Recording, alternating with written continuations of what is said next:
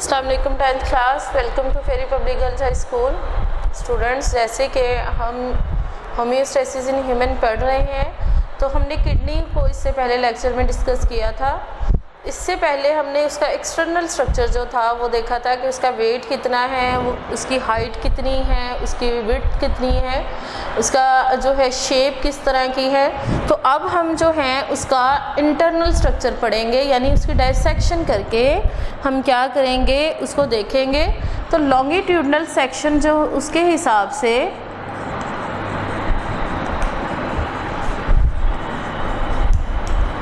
Kidney के 2 sections हैं। Kidney है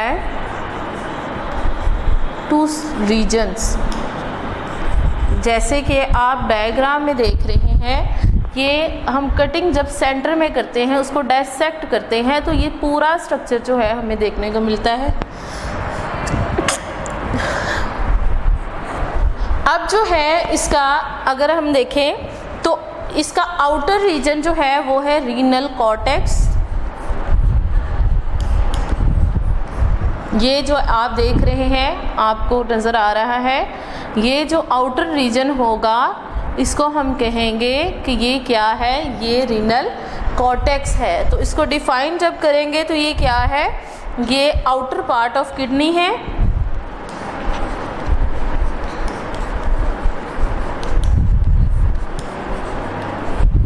और इसका कलर जो है वो डार्क रेड होता है, डार्क रेड इन कलर।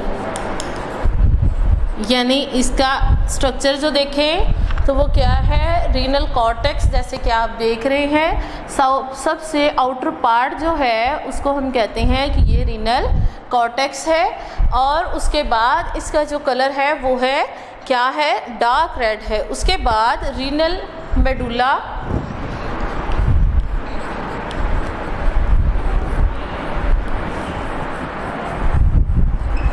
ये इसका रीजन है। इसमें क्या है कि ये पेल रेड इन कलर है, इनर पार्ट है, इनर पार्ट ऑफ किडनी। और इसका कलर क्या है, ये पेल रेड इन कलर है, यानी हल्का जो है येलोविश शेड भी देगा और रेड कलर भी देगा। अब आप डायग्राम में देखें, ये वाली जो ये आपको नज़र आ रहा है, जो ये वाला कलर जो है उसको हम कहेंगे कि ये क्या है, रीनल मेडुला है। उसके बाद जो है रीनल मेडुला, जैसे कि आप देख रहे हैं, इसमें ये कॉनिकल शेप्स बनी हुई हैं, इस शेप की। इनको ये सारी मिलके क्या कर रही हैं, स्ट्रक्चर बना रही हैं किडनी के अंदर। और इसको एक स्पेसिफिक नेम दे दिया जाता है जिसको हम कहते हैं रीनल पायरामिड्स, कॉनिकल मासेस इन मेडुला। इसको एक स्पेसिफिक नेम दे दिया जाता है जिसको कहते हैं रीनल पायरामिड्स। आप देख रहे हैं कि हर एक नेम के साथ रीनल आ रहा है। तो ये क्यों आता है, रीनल जो है किडनी का साइंटिफिक नेम है। ये कॉन शेप्ड स्ट्रक्चर जो हैं आपको डायग्राम में नज़र आ रहे हैं, ये सारे जो हैं ये मिलके एक स्ट्रक्चर बना रहे हैं जिसको कहते हैं हम रीनल पायरामिड्स। अब इनका काम क्या है, रीनल पायरामिड्स ये फनल शेप जो क्या करती हैं, रीनल पायरामिड ये क्या करेंगी, प्रोजेक्ट करेंगी फनल शेप। अब आप जैसे कि देख रहे हैं, प्रोजेक्ट करेगी फनल शेप्ड कैविटी जिसको हम कहते हैं रीनल पेल्विस। ये फनल की तरह ये जो स्ट्रक्चर है इसको हम कहते हैं कि ये क्या है, renal project funnel shaped cavity, जिसको हम कहते हैं ये क्या है, रीनल पेल्विस। अब ये रीनल पेल्विस जो है नेक्स्ट चला जाएगा यूरेटर में, वो जो कि बेस बनाती है यूरेटर की। स्टूडेंट्स, हम जो है वो इसका लॉन्गिट्यूडनल स्ट्रक्चर यानी इसकी एनाटॉमी पढ़ रहे हैं, किडनी की इंटरनल स्ट्रक्चर पढ़ रहे हैं। इसके 2 रीजन है, रीनल कॉर्टेक्स जो है ये इसका आउटर पार्ट है जिसका कलर जो है वो रेड है, डार्क रेड इन कलर है। रीनल मेडुला जो है ये इसका इनर पार्ट है और पेल रेड इन कलर है। उसके बाद रीनल मेडुला में बहुत से कॉनिकल मासेस बनते हैं जिसको हम कहते हैं रीनल पिरामिड्स। रीनल पिरामिड्स जो हैं वो प्रोजेक्ट करते हैं, फनल शेप्ड कैविटी बनाते हैं जिसको कहते हैं रीनल पेल्विस। और रीनल पेल्विस जो है ये बेस है यूरेटर की। अब इसका फंक्शनल यूनिट अगर हम देखें, जैसे हमने इसका स्ट्रक्चर जो है इंटरनल भी पढ़ लिया है और एक्सटर्नल भी पढ़ लिया है। अब उसके बाद जो है इसका फंक्शन जो है प्रॉपर पढ़ेंगे। तो जैसे आप देख रहे हैं किडनी का जो फंक्शनल यूनिट है वो नेफ्रॉन है, यानी जो भी काम होगा किडनी में वो सारा का सारा जो है वो नेफ्रॉन करते हैं। Functional unit of kidney is nephron. आप ये स्ट्रक्चर जो है देख रहे हैं, स्ट्रक्चर ऑफ नेफ्रॉन, ये क्या है? ये सारे जो है वेन्स ट्यूब्स इकट्ठी होकर एक प्रॉपर फंक्शन बनाती हैं जो यूरिन जो है, ब्लड जो है उसकी फिल्ट्रेशन में बॉडी की हेल्प करेगी, किडनी की हेल्प करेगी। इसलिए नेफ्रॉन जो है इसको हम कहते हैं कि ये क्या है? ये यूनिट है, फंक्शनल यूनिट है किसका? किडनी का। और ये ओवर 1 मिलियन जो है एक टाइम में पाई जाती हैं। Nephron present in each kidney.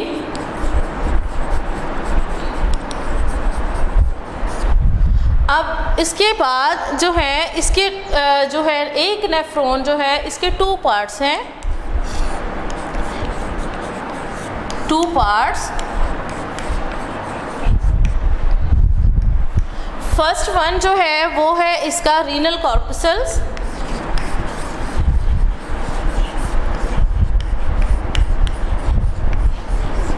और सेकंड जो इसका पार्ट है वो है रीनल ट्यूब्यूल्स।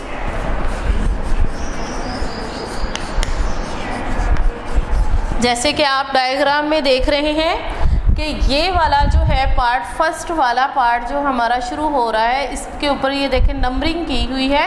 फर्स्ट पार्ट जो है हमारा नज़र आ रहा है आपको, कप शेप्ड स्ट्रक्चर नज़र आ रहा है। ये क्या है? ये हमारा फर्स्ट पार्ट है जिसको हम कहेंगे रीनल कॉर्पस्कल। और वहाँ से जो सेकंड पार्ट स्टार्ट हो जाएगा जिसमें प्रॉक्सिमल ट्यूब्यूल आएगी, लूप ऑफ हैनले आएगा, उसके बाद जो है वोमेन का ये जो ग्लोमेरुलस आएगा, डिस्टल ट्यूब्यूल्स हैं, कलेक्टिंग डक्ट हैं, ये सारी जो हैं ये हमारा रीनल ट्यूब्यूल बनाएंगी। तो अब हम इसको लाइन वाइज जो है वो डिस्कस करेंगे, इनको डिफाइन करेंगे। सबसे हम इसका फर्स्ट पार्ट पढ़ेंगे, रीनल कॉर्पस्कल्स।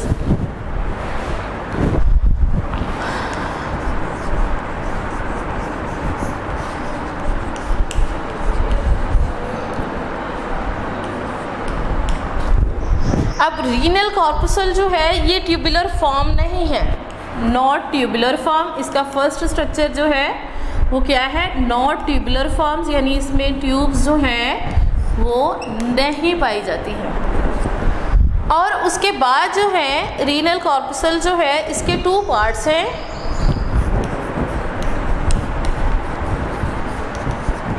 फर्स्ट है इसका वोमेन कैप्सूल,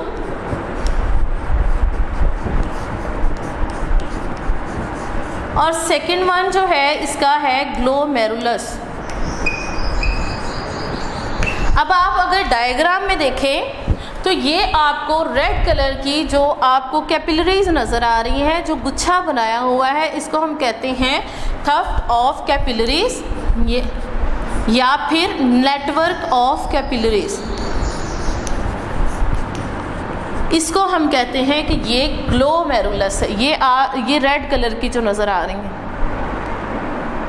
ये एक गुच्छा बना लेती हैं जिसको हम कहते हैं ये ग्लोमेरुलस है। और ये वोमेन कैप्सूल जो है ये कप्ड शेप्ड स्ट्रक्चर है और ये प्रोटेक्ट करता है ग्लोमेरुलस को।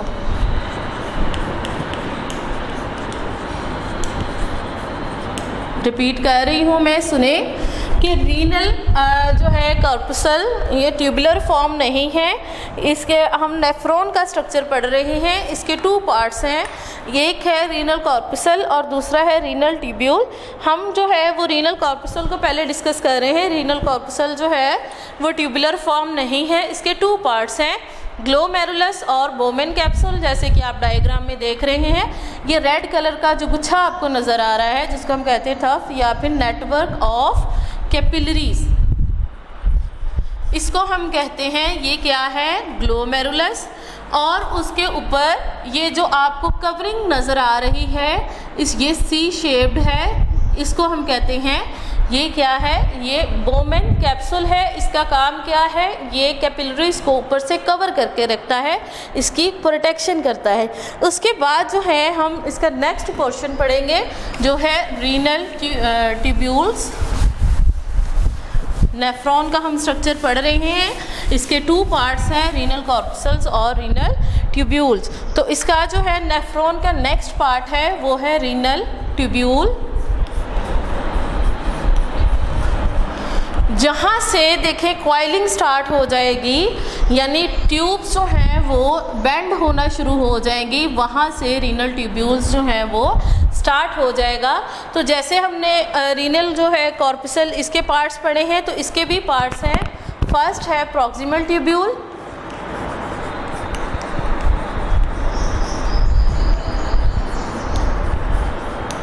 ये क्या है, ये फर्स्ट कॉइलिंग ऑफ नेफ्रॉन है, यानी जहाँ से नेफ्रॉन जो है उनमें बेंड आना शुरू हो जाएंगे, इसको हम कहते हैं, ये क्या है, रीनल प्रॉक्सिमल ट्यूब्यूल्स। और ये क्या है, ये फर्स्ट पोर्शन है किसका, नेफ्रॉन का, जो जिसमें कॉइलिंग स्टार्ट हो जाएगी। उसके बाद आप देखें इसका नेक्स्ट पोर्शन जो है जो यहाँ तक चलता है, तो ऐसे ये नीचे आके यू शेप्ड स्ट्रक्चर बना रहा है, जिसको हम कहते हैं कि ये लूप ऑफ हेनले है। ये एक ट्यूब को दूसरे के साथ मिला रहा है असेंडिंग और डिसेंडिंग ऑर्डर में। तो नेक्स्ट यू शेप्ड जो स्ट्रक्चर है किसका, रीनल ट्यूब्यूल का, इसको हम कहते हैं loop of Henle. U shaped structure है, जैसे आप डायग्राम में देख रहे हैं। उसके बाद जो है यू शेप्ड के बाद लास्ट स्ट्रक्चर, जो लास्ट ट्यूब्यूल्स जो हैं इसकी रीनल ट्यूब्यूल की, इसको कहते हैं distal tubules. Last portion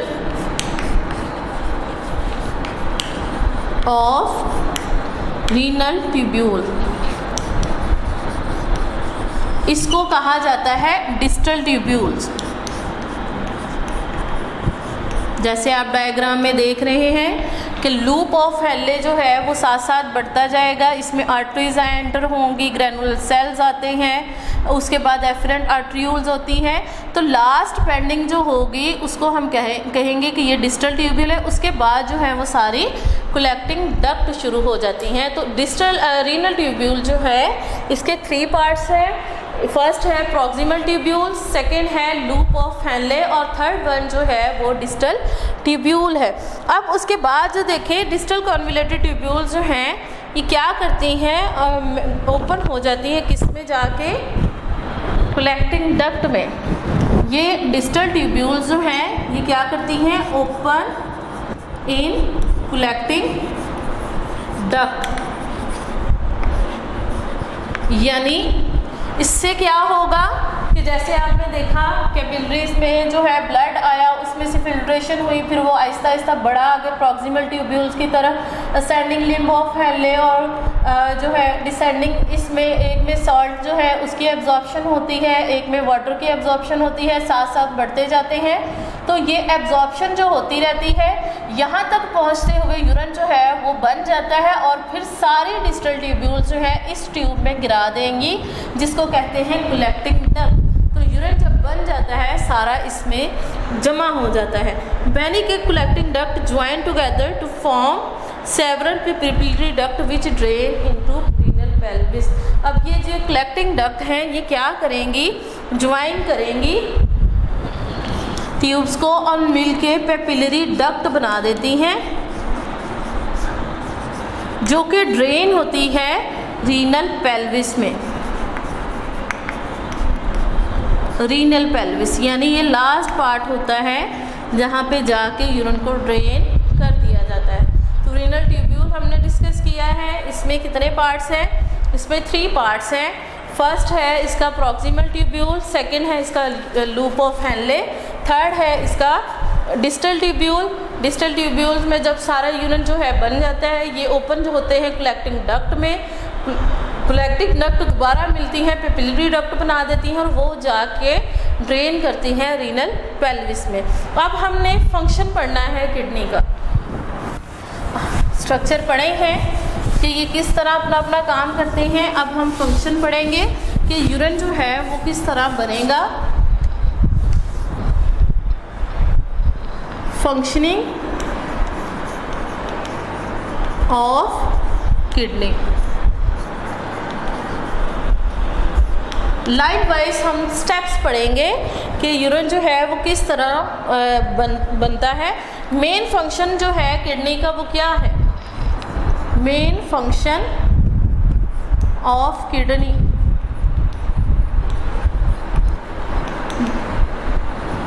is urine formation, यानी पूरी बॉडी के ऑर्गन्स में से जो किडनी है इसका सबसे मेन फंक्शन जो है वो यूरिन की फॉर्मेशन है। ये इसके 3 स्टेप्स हैं। ये फंक्शन पूरा जो है वो process complete in 3 steps.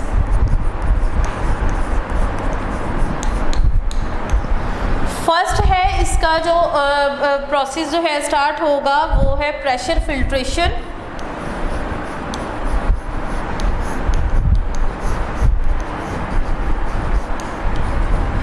Second one जो है इसमें आ जाएगा सिलेक्टिव रीएब्जॉर्प्शन।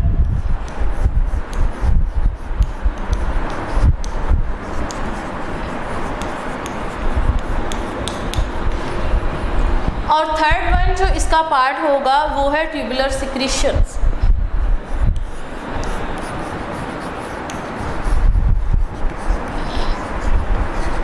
अब हम स्टूडेंट्स पढ़ रहे हैं कि यूरिन जो है वो किस तरह बनना शुरू होता है। तो फर्स्ट स्टेप जो है इसका वो है प्रेशर फिल्ट्रेशन। इसको हम डिफाइन करेंगे। प्रेशर फिल्ट्रेशन क्या है? जब ब्लड जो है एंटर होगा किसमें? किडनी में। एंटर बॉडी में से ब्लड जो है जब एंटर होगा किडनी में। अब ये ब्लड जो एंटर किडनी में हुआ है विया रीनल आर्टरी, यानी रीनल आर्टरी के ज़रिए जो है वो ब्लड जो है वो किडनी में एंटर हो जाएगा। अच्छा, उसके बाद ये जो है चला जाएगा मैनी आर्टरीयूल्स की तरफ, यानी बॉडी में से ब्लड आया वो किडनी में दाखिल हो गया, वहाँ से वो आर्टरियूल में चला गया और आर्टरियूल्स जो है उसको ग्लोमेरुलस में भेज देगी। ग्लोमेरुलस क्या है? ये तफ्त ऑफ कैपिलरीज है, यानी कैपिलरीज का एक नेटवर्क बना हुआ है। अब यहाँ पे pressure of blood is high. जब ग्लोमेरुलस में पहुँचेगी तो प्रेशर जो होगा वो बहुत हाई होगा। रिपीट कर रही हूँ, सुने। प्रेशर फिल्ट्रेशन में क्या होगा? बॉडी में से ब्लड जो है वो एंटर हो जाएगा किडनी में से, किसके ज़रिए? रीनल आर्टरीज़ के ज़रिए। किडनी में से वो आर्टरीयूल्स की तरफ चला जाएगा। आर्टरीयूल्स जो हैं उसको ग्लोमेरुलस की तरफ ले जाएंगी। यहाँ पे जो है वो प्रेशर बहुत ज़्यादा होता है और प्रेशर ज़्यादा होने की वजह से mostly salt water due to pressure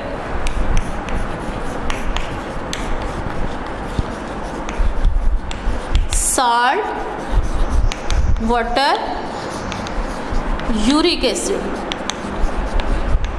अब जितना ज़्यादा प्रेशर होगा ये यूरिक एसिड जो है वो फोर्स कर दिए जाते हैं, फोर्स्ड आउट फ्रॉम ग्लोमेरुलस, यानी ब्लड जो है वो जितने ज़्यादा अमाउंट में होगा उतना ज़्यादा प्रेशर होगा और उतनी ही अमाउंट में जो साल्ट वाटर जो यूरिक एसिड है उसको ग्लोमेरुलस से आउट कर दिया जाता है और इस तरह की जो मटेरियल पास कर दिया जाता है। फिर फोर्स आउट होगी ग्लोमेरुलस से, मटेरियल जो है वहाँ से पास कर दिया जाता है किसको, बोमेन कैप्सूल को। यानी जैसे हमने लाइन वाइज पहले पढ़ा है कि फर्स्ट पार्ट इसका ग्लोमेरुलस है, तो सबसे पहले ब्लड जो है जिसकी फिल्ट्रेशन स्टार्ट होगी वो ग्लोमेरुलस से है, फिर वो बोमेन कैप्सूल के पास चला जाएगा और इस तरह की जो होती है फिल्ट्रेशन उसको कहते हैं glomerulus filtrate. Glomerulus filtrate. Student यहाँ पे जो है वो प्रेशर फिल्ट्रेशन का काम ख़त्म हो जाता है। रिपीट कर रही हूँ, ब्लड एंटर होता है किडनी में रीनल आर्टरीज के ज़रिए, वहाँ से आर्ट्रियूल की तरफ चला जाता है और आर्ट्रियूल जो है वो ग्लोमेरुलस की तरफ ले जाती है। यहाँ पे प्रेशर बहुत ज़्यादा हाई होता है तो साल्ट वाटर और यूरिक एसिड जो है उसको ग्लोमेरुलस से नेक्स्ट पार्ट जो है बोमेन कैप्सूल उसकी तरफ भेज दिया जाता है। इस तरह की फिल्ट्रेशन को हम कहते हैं कि ये ग्लोमेरुलस फिल्ट्रेट है। उसके बाद नेक्स्ट स्टेप जो है इसका वो है सिलेक्टिव रीएब्जॉर्प्शन।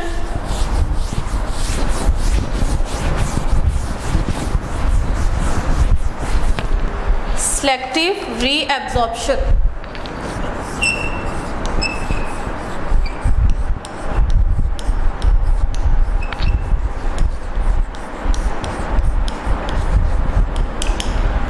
अब सिलेक्टिव रीएब्जॉर्प्शन जो है 99% जो है वो ग्लोमेरुलस फिल्ट्रेट जो है उसको रीएब्जॉर्ब किया जाता है। इस स्टेप में 99% ग्लोमेरुलस फिल्ट्रेट जो हमारे पास फिल्ट्रेशन के बाद मटेरियल आया है उसको दोबारा रीएब्जॉर्ब किया जाता है। यानी फर्स्ट पार्ट जो था जिसमें सिलेक्टिव जो प्रेशर फिल्ट्रेशन था उसमें सिलेक्टिव पार्ट किए गए, उसमें 99% जो था दोबारा जो है रीएब्जॉर्प्शन हुई। किस में हुई इसकी रीएब्जॉर्प्शन? ब्लड कैपिलरीज में।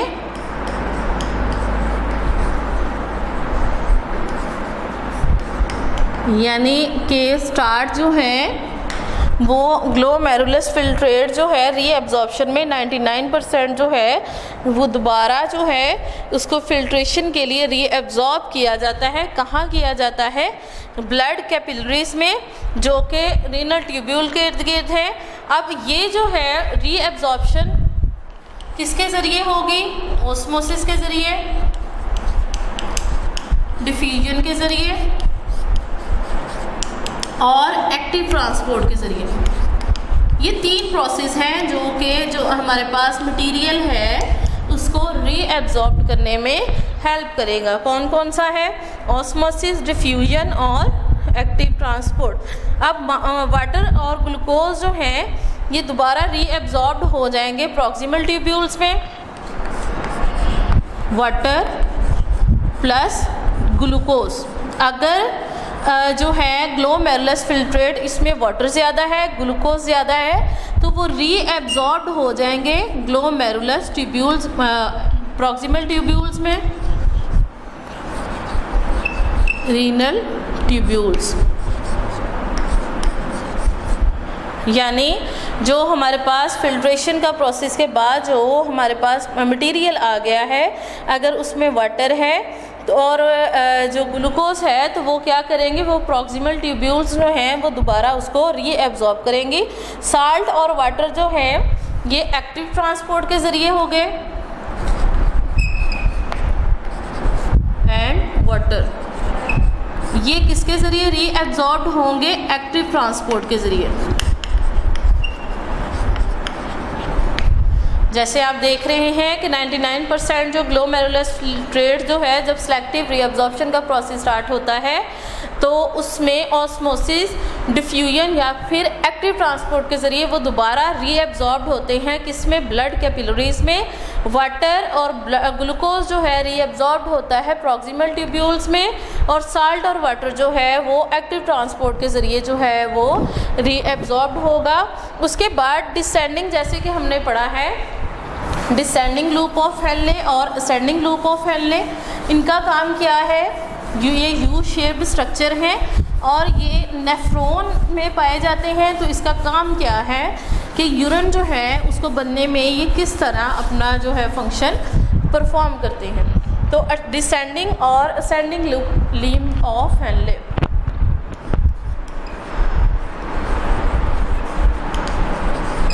Limb of loop of Henle और सेकंड वन जो है ये है ascending limb of loop of Henle.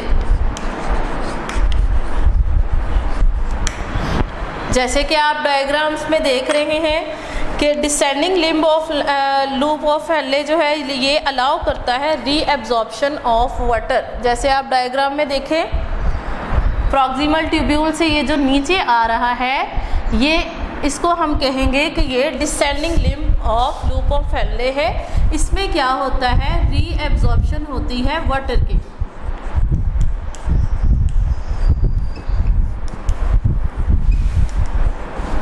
अब ये U shaped structure loop of Henle जो है इसमें क्या होगा, ascending limb of loop of Henle allow करेगा ये जो ऊपर की तरफ जा रहा है यू शेप्ड बना के दोबारा ऊपर जा रहा है, इसको बोलेंगे ascending limb of loop of Henle. ये क्या करेगा, ये रीएब्जॉर्प्शन करेगा सॉल्ट्स की। तो डिफरेंस क्या है कि descending limb of loop of Henle ये वाला पार्ट जो है ये रीएब्जॉर्प्शन करेगा वाटर की, और ऊपर जैसे जैसे जाना शुरू होंगे तो ये ascending limb of loop of Henle start हो जाएगा। तो यहाँ से जो है वो क्या होगी, रीएब्जॉर्प्शन होगी सॉल्ट की। Distal convoluted tubule again allow the reabsorption of water in the blood. तो डिस्टल लास्ट पार्ट जो होगा इसका डिस्टल कॉन्वोल्यूटेड ट्यूब्यूल्स, नेफ्रॉन का लास्ट पार्ट जो डिस्टल ट्यूब्यूल है वो क्या करेगा, वो दोबारा रीएब्जॉर्प्शन करेगा, रीएब्जॉर्ब वाटर इन ब्लड। तो यहाँ पे हमारा जो है वो सेकंड जो हम पढ़ रहे थे सिलेक्टिव रीएब्जॉर्प्शन ख़त्म हुआ। अब इसका थर्ड स्टेप जो है वो है सिलेक्टिव सिक्रीशंस।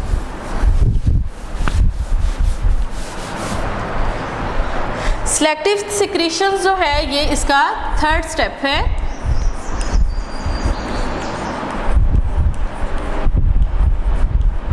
पहला हमने पढ़ा जो था वो है प्रेशर फिल्ट्रेशन और सेकंड जो है सिलेक्टिव रीएब्जॉर्प्शन। अब थर्ड वन, जब वाटर जो है रीएब्जॉर्ब हो गया, सॉल्ट्स हो गए, यूरिक एसिड वगैरह, तो डिफरेंट जो है आयंस, ये थर्ड स्टेप जो है इसमें क्या होगा, डिफरेंट आयंस क्रेटिनाइंस, उसके बाद जो है यूरिया एटसेट्रा, ये क्या होंगे, are secreted from blood into filtrate. ये तीनों जो हैं आयंस, क्रेटिनाइंस और यूरिया, ये सिक्रीट कर दिए जाते हैं यानी निकाल दिए जाते हैं फ्रॉम फिल्टर। यानी कि ये क्या करेंगे, फ्रॉम ब्लड में जितने भी सिलेक्टिव सिक्रीशन जो है इसका काम क्या है, आयंस, डिफरेंट जो आयंस पाए जाएंगे ब्लड में, क्रेटिनाइंस हैं, यूरिया है, वो ब्लड में से इसको फिल्टर कर दिया जाता है, निकाल दिया जाता है और इस फिल्ट्रेट को डाल दिया जाता है रीनल ट्यूब्यूल में। Filtrate into renal tubules. यानी थर्ड स्टेप जो है इसका काम क्या है, फर्स्ट टू स्टेप्स जो हैं वाटर, साल्ट और जो यूरिक एसिड है उसको फिल्टर करने में हेल्प करते हैं। थर्ड स्टेप में जब फाइनल आ जाता है तो अगर उसमें आयंस ब्लड में है, क्रेटिनाइंस है, यूरिया है, तो उसको भी फिल्टर कर दिया जाता है और उसको रीनल ट्यूब्यूल्स में एंटर कर दिया जाता है। अब इसको फिल्टर क्यों किया जाता है, इन तीनों को फिल्टर क्यों किया जाता है, ताकि मेंटेन कर सकें बॉडी की ब्लड पीएच को। Maintain blood pH. अब ब्लड पीएच जो है वो नॉर्मली 7.35 से 7.45 तक होती है। तो इसकी पीएच को मेंटेन करने के लिए जो रिमेनिंग आयंस होते हैं, क्रेटिनाइंस होते हैं और यूरिया वगैरह होता है, उसको भी जो है वो रिमूव कर दिया जाता है और फिर ब्लड जो है वो कम्प्लीटली फ़िल्टर हो जाता है। अब जितना हमने ऊपर पढ़ा, जितनी भी फिल्ट्रेशन हो गई है, तो बाकी जो फिल्ट्रेट मटेरियल मौजूद होता है, remaining filtrate material in tubule जो होगा उसको हम कहेंगे कि ये क्या है, ये यूरिन बन गया है।